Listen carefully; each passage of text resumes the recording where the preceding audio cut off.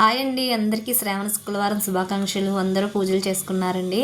నేనైతే ఇప్పుడే స్టార్ట్ చేశానండి. ఇవాళ అయితే కొంచెం లేట్ అయింది. మా అబ్బాయికి క్యారేజీ కట్టి వాడిని పంపించాక అయితే నేను పూజ అయితే చేసుకున్నాను.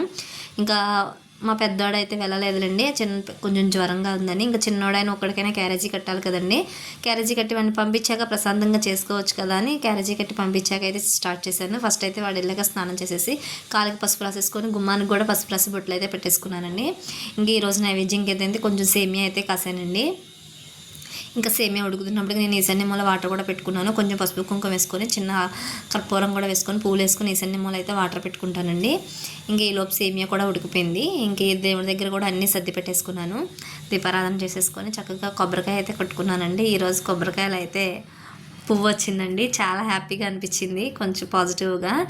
అంతే అండి, ఈరోజు పూజ అయితే ఇలా జరిగింది. నా వీడియో నచ్చితే సబ్స్క్రైబ్ చేసుకోండి.